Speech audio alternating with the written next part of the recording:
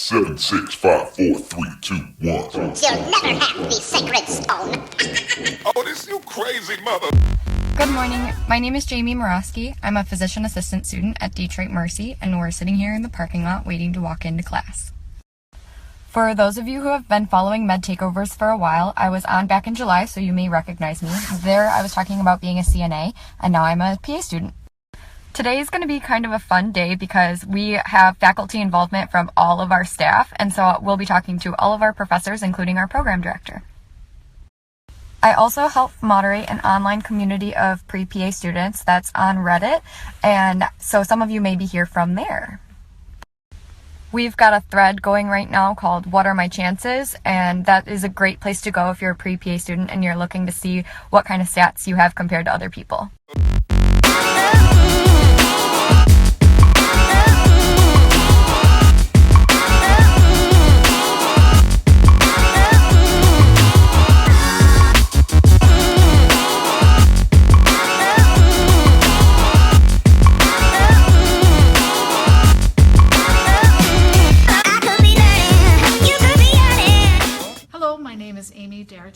I'm the program director and chair at the University of Detroit Mercy PA program.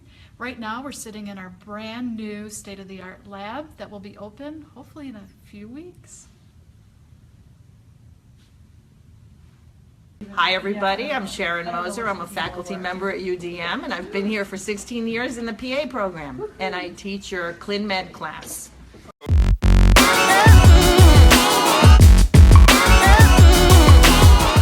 What are your thoughts on students taking prerequisites as online classes? This is one of the most frequently asked questions. So each program will have its own preference. There are some very highly reputable universities that offer online courses, such as the University of New England, that provide a solid base knowledge in the science prerequisites. But like I said, each university will have its own prerequisites. Our university, we do accept online prerequisites.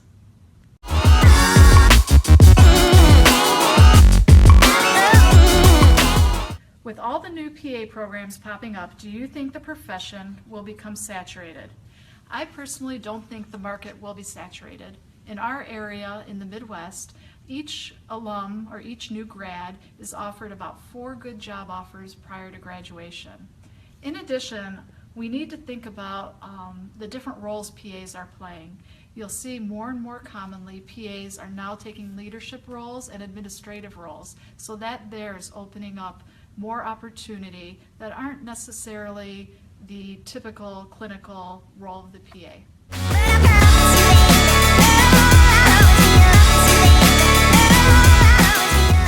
So what is my opinion of questions pre-PAs should ask their potential PA program they're interviewing with? Well, the questions I like the most are, why do you work at your university and why do you stay? And what sets your university apart from other PA programs? Locally, we have 6 PA programs, and I always like to tell people why they should come to our program. In addition, something personal to ask your interviewer. You may ask them about why they teach, why they went into teaching, what their philosophy of teaching is, or if they have any research interest, or what they do for service.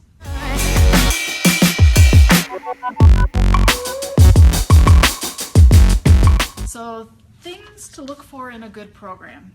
Of course, you are going to look for accreditation status and make sure that your program that you're going to is accredited and not on probation, and you're going to look at the PANCE rates, the certification rates.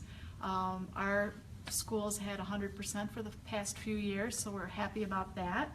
One thing that you might want to be leery of is if a school requests you to find your own clinical rotations. No school should ever ask you that. And lastly, look at faculty turnover. If there's a lot of faculty turnover, you may look deeper and see what's really going on at that program. Hi, the things you should look for in a PA program are, is the program accredited? What is their pass rate?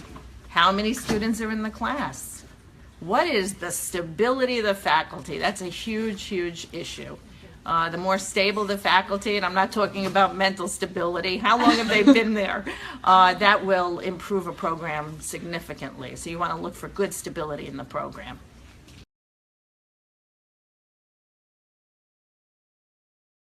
So what do you hate seeing in a personal statement? Like, what annoys you when you read it?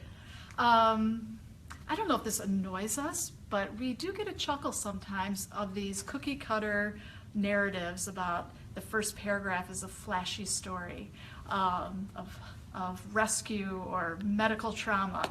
For our particular program here at UD Mercy, we really just want to get to know you. So we just want to see who you are, why you want to come here, why you want to be in the city of Detroit. No need to put in the story. Okay, I will tell you when you're writing your personal statement to make it more factual and tell us about what led you to medicine, what led you to want to be a PA. We don't want purple prose. Everybody does purple prose. They make it, I always give my example of the student who wrote, I burst forth from my mother's womb with my eyes wide open. Don't write stuff like that because we laugh for a half hour and then we throw it out. So please try to make it more factual and tell us a little something about you and what makes you unique, and that's really what we're looking for.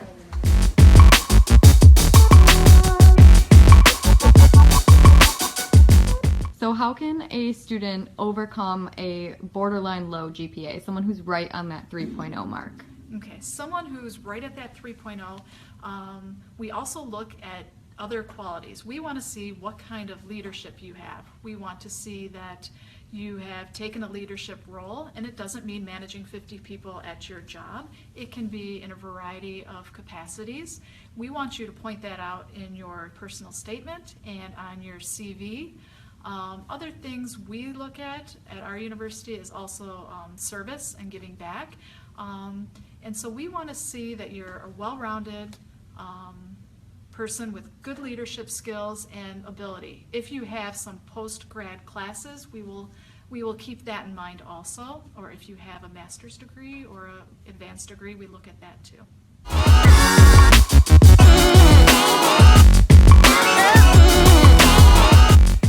The one thing I would tell prospective applicants is don't give up. Every PA program in America has 800 to 1,000 applications for a small class of probably 40, maybe 60 students. And so don't give up. It's not uncommon for people to apply 2-3 years in a row. But not giving up does not mean don't do anything different. Every year keep changing and keep improving and keep applying. Apply to a lot of schools and keep an open mind.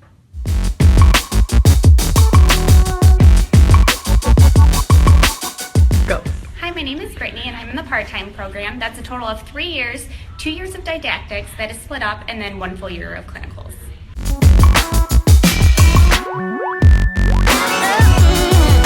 Part-time program, it allows me to have more free time outside of school. I'm able to work, spend a little more time with friends, but it's still important that I have time management.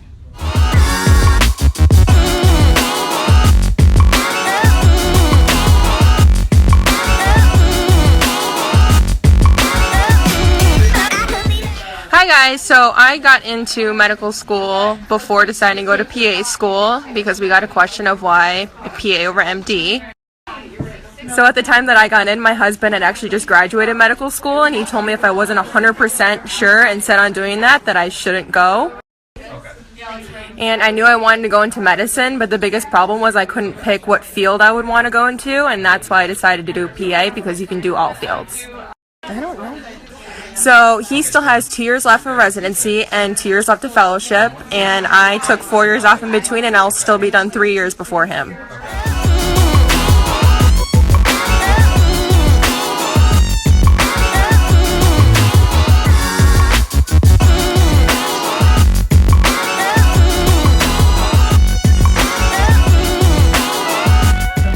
Professor Knight. I teach physical assessment at University of Detroit Mercy, and I've been here 15 plus years. Okay. So we have a 3-year program that originally was set up for people who wanted to work part-time during the didactic portion and then the clinical year would be full-time, but it enabled them to do some working.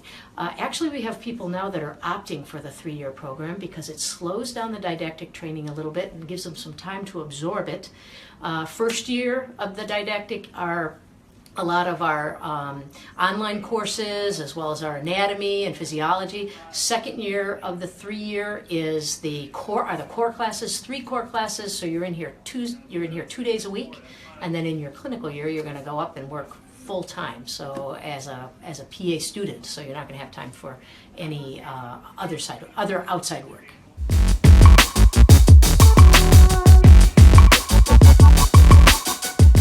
So pre-PA students, first of all, if you can come and be a patient model while we are testing the current students, it's fantastic because you will sit there, see what you're going to be doing in another year, and it calms you down a little bit because now you know exactly what's going to happen in a practical test. Then when you're here, you'll be able to be calm and know what to expect, and it also gives you time to talk to the proctor who is either a faculty member or a PA in the community, so you can get to know the UDM program from that perspective.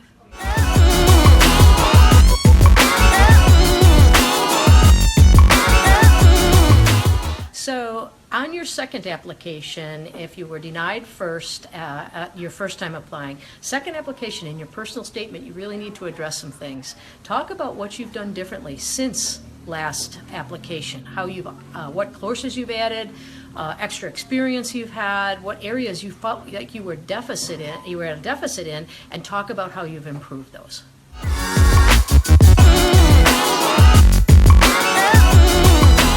Hey guys, so I really recommend taking a pathophysiology class or a pharmacology class if you can in undergrad.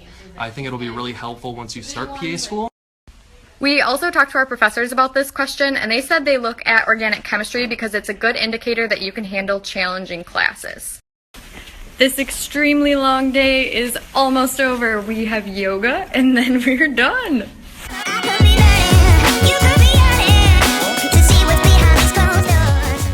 I'm going to start by saying I am parked. I'm sitting outside the fitness center. I just don't have yoga for another 15 minutes, so we're going to answer some questions. I do have a long commute. I drive an hour every morning and an hour home, sometimes longer if I get stuck in rush hour. When we first start a ClinMed unit, I use this drive to listen to podcasts made by someone else. His name is Brian Wallace, and he does physician assistant exam review podcasts. As I begin to study and get my own notes together and get everything organized, then I start making my own podcast with my voice and my notes. And the max dose you can give, I believe, is 2,500 grams. Oh, not grams, milligrams. 2.5 grams. Do not give them 2,000.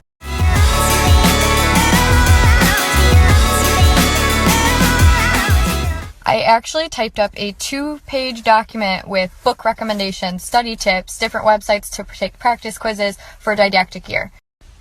Again, study tips differ for everyone. There's so many different ways to do it, so I typed up my method and my books that I like, but everyone's different. I think that's been quite a busy day for you guys and me, and we've probably have plenty of snaps on this story, so I'm going to sign off and leave my contact info below. I am going to stay logged into this account for probably a couple more hours, at least long enough for me to go to yoga and then drive home. So if you have any further questions, feel free to send them here or message on my personal account. I'm sorry if you didn't get your question answered. If I didn't answer it and you want it answered, feel free to message it to me. I probably just missed it. And thank you to Andrea for having me. Bye!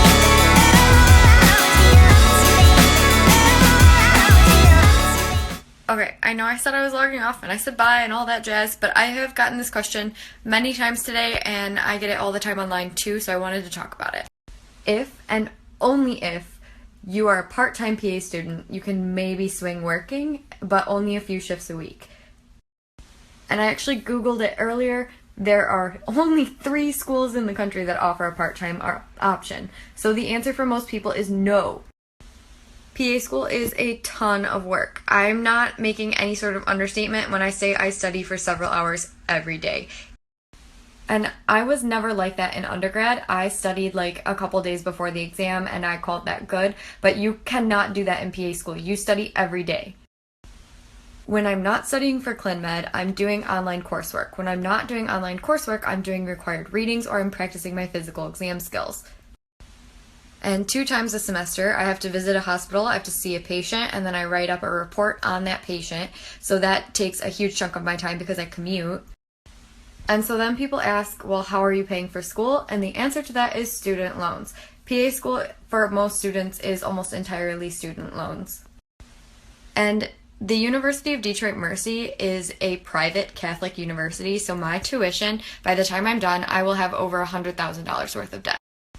In my last year of undergrad, because I went straight from undergrad to PA school, I kept a really detailed budget so that I would know exactly how much I needed to take out for my grad loans. When I get certified and I start working as a PA, I'll be making $95,000 to $100,000 starting out in my area, and I plan to throw it all at my loans. I think every single person should take a personal finance class. It's really important to understand how your finances work and the best ways to budget for you. This is the last story snap that I'm going to post, but I will respond to all the messages that are in limbo. Feel free to follow me on my social media, and I hope you guys enjoyed today. Bye!